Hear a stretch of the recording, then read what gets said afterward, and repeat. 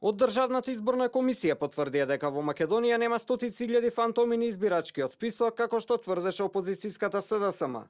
Според најновите податоци од ДИК евидентирани се 1.783.715 лица во избирачкиот список кои имаат право на глас на предстојните предвремени парламентарни избори.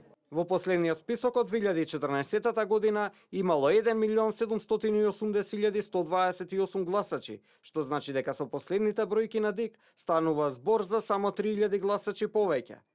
ДИК после сите спроведени проверки и прочистувања утврди дека бројот на гласачи во избирачкиот список денес е идентичен со бројот на гласачи во избирачкиот список пред предвремените парламентарни и председателски избори во 2014 година. Конструкциите на СДСМ почнаа со изјавите дека во избирачкиот список имало фантоми, тоест непостоечки гласачи, па се свртеа 200, па 300, па 150.000 фантоми.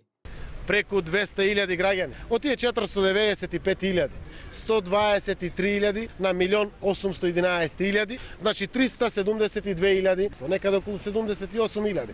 Остануваат по 300.000, некаде повеќе од 200.000, но овие преку 200.000, 200 до 240.000. Тоа се некаде меѓу 50 и 70.000, мислам дека беа 150 или 192.000. Некој 200-300.000. Над 100.000. Речи си половина милион. По одреден период се зачестија настапите на Дамјан Манчевски и Оливер Спасовски, каде координирано се обидоа да ја манипулираат јавноста дека во Македонија нема повеќе од 1.500.000 гласачи. Во Македонија нема повеќе од 1,5 милион гласачи. Она што цело време го тврдиме. Се констатира дека во Република Македонија имаме околу 1.500.000 избирачи. Сите конструкции од опозицијската СДСМ ги сруши ДИК, чијшто председател Александар Чичаковски токму е предложен од самиот СДСМ.